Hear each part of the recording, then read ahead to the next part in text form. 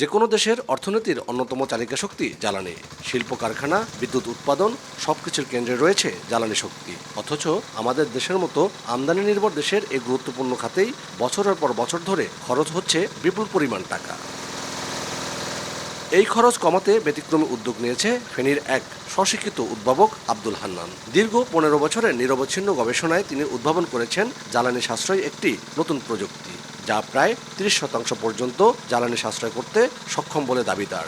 এমনকি দেশের ব্যবহৃত ডিজেল, ফার্নেস অয়েল ও গ্যাস চালিত জেনারেটরে এই প্রযুক্তি প্রয়োগ করা হলে বছরে প্রায় ২৫ থেকে ৩০ হাজার কোটি টাকার জ্বালানি সাশ্রয় সম্ভব বলেও জানান তিনি। আমরা যখন মেকানিক্যাল শক্তি দিয়ে বিদ্যুৎ শক্তি রূপান্তর করতে যাই তখন আমাদের প্রচুর শক্তির অপচয় হয়। তো আসলে আমরা একটু পদার্থবিজ্ঞান দিয়ে দেখি, যেখানে পাওয়ার ইন সমান পাওয়ার আউটপুট। আমার ইনপুটে আমি দিচ্ছি mechanical power, torque into angular velocity. আমি আউটপুটে পাইতেছি পাওয়ার সমান ভোল্ট ইন্টু অ্যাম্পিয়ার। এখন আমি এখানে যে মেকানিক্যাল শক্তি দিচ্ছি, এখানে বিদ্যুৎ শক্তি পাচ্ছি, আমি কতটুকু বিদ্যুৎ শক্তি পাবো? তো সেই সূত্রটা যদি আমরা পাওয়ার আউটপুট সমান পাওয়ার ইন ইন্টু ইটা, তো আমাদের পাওয়ার আউটপুটে পাওয়ার ইন হচ্ছে কি আমাদের টর্ক ইন্টু ওমেগা, ঠিক আছে? এই দুইটার গুণফল যেটা হবে সেখান থেকে এইটা আমাদের ইফিসিয়েন্সিটা আসবে। তো আমাদের ইফিসিয়েন্সি আমরা এতদিন পর্যন্ত জানতাম যে 8টা বিষয়ের উপর ডিপেন্ড করে, যেখানে armature copper loss, field copper loss, eddy current loss, hysteresis loss, friction loss, windage loss, brush contact loss এবং স্ট্রে লোড লস।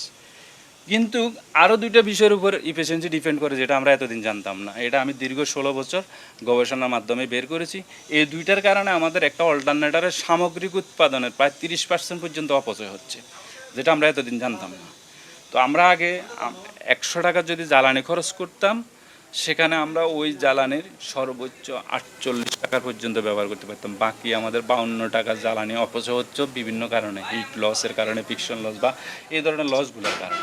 তো সেখানে যদি আমরা এই দুইটা সিস্টেম কভার করতে পারি, আমরা প্রায় 63 থেকে 78% পর্যন্ত জ্বালানিটাকে আমরা ব্যবহার করতে পারবো। আমি চাচ্ছিলাম যে এই প্রযুক্তি এবং এই সিস্টেমটা যদি আমাদের সব পাওয়ার প্ল্যান্ট এবং বিভিন্ন কলকারখানা, মিল ইন্ডাস্ট্রিতে যদি ব্যবহার করা হয়, তাহলে আমাদের জ্বালানিটা 30% জ্বালানি সাশ্রয়। আর 30% জ্বালানি সাশ্রয় হওয়া মানে প্রতি বছর আমাদের প্রায় 25 থেকে 30 হাজার কোটি টাকা জ্বালানি সাশ্রয় শুধু বিদ্যুৎ সেক্টর থেকে।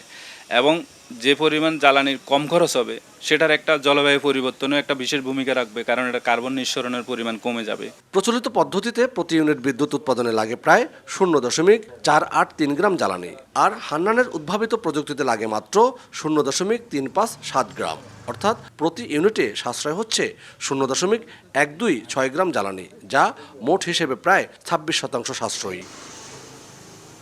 2025 সালের 17 ডিসেম্বর তার এই প্রযুক্তি পরীক্ষার জন্য জমা দেওয়া হয় দেশের শীর্ষ প্রকৌশল বিশ্ববিদ্যালয়ে। বিস্তৃত পরীক্ষা নিরীক্ষার পর যন্ত্রকৌশল বিভাগের গবেষকরা এর কার্যকারিতা নিশ্চিত করে আনুষ্ঠানিকভাবে প্রতিবেদন প্রকাশ করেন।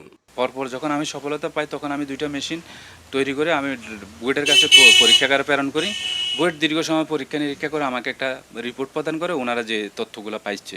তো সেখানে দেখা যায় যে প্রচলিত সিস্টেমে 1595 ওয়াট বিদ্যুৎ উৎপাদন করতে যে ইঞ্জিনটা দিয়ে 932 মিলিলিটার ডিজেল খরচ হতো প্রতি ঘন্টায়, সেখানে আমার সিস্টেমে ওই একই ইঞ্জিন দিয়ে 2070 ওয়াট পর্যন্ত আউটপুট পাচ্ছিল মাত্র 894 গ্রাম ডিজেল খরচ করে, যেখানে প্রায় 30% একই ডিজেলে 30% পর্যন্ত আউটপুট বেশি পাচ্ছে। এবং প্রচলিত সিস্টেমে যেখানে ওই ইঞ্জিনটা দিয়ে 483 মিলিগ্রাম ডিজেল প্রতি ঘন্টায় পার ইউনিটের জন্য খরচ হচ্ছে, সেখানে আমার সিস্টেমে ওই একই ইঞ্জিন দিয়েই খরচ হচ্ছে মাত্র 357 মিলিগ্রাম ডিজেল পার ইউনিট, এক ইউনিটের জন্য। এখানেও প্রায় 26% পর্যন্ত সাশ্রয় হচ্ছে। এবং আমি এটা পরবর্তীতে শিল্প মন্ত্রণালয়ে প্যাটেন্টের জন্য আবেদন করি গত 29/12/2025 তারিখে।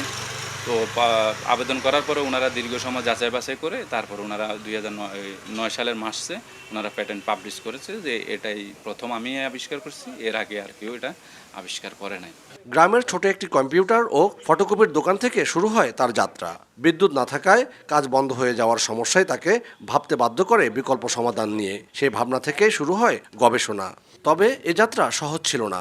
আর্থিক সংকট, গবেষণাগারের অভাব, এমনকি সাম্প্রতিক বন্যায় মাছ ও পশুর খামার হারানোর মতো দুর্যোগ সবকিছুই বাধা হয়ে দাঁড়ায় তার সামনে। তবুও থেমে থাকেননি তিনি। পরিবার আর সীমিত সম্পদ নিয়েই চালিয়ে গেছেন তার উদ্ভাবনের কাজ। ইতোমধ্যে তিনি তার প্রযুক্তির প্যাটেন্টের জন্য আবেদন করেছেন এবং শিল্প মন্ত্রণালয়ের স্বীকৃতিও পেয়েছেন, যা দেখতে প্রতিনিয়ত ভিড় লেগেই থাকে তার দোকানে। দেখতে আসলাম আর কি, ওইটা কিভাবে করলো। আমাদের সবার উচিত ওনার থেকে ইন্সপায়ার হয়ে এরকম উদ্ভাবনীতে সবার নিয়োজিত থাকা ও বর্তমান আমাদের দেশে যেরকমভাবে জ্বালানি সংকট তৈরি হচ্ছে ওটা থেকে মুক্তি হওয়ার জন্য এভাবে উচিত ওনার থেকে ইন্সপায়ার হয়ে এগুলো নিয়ে পরিকল্পনা করার।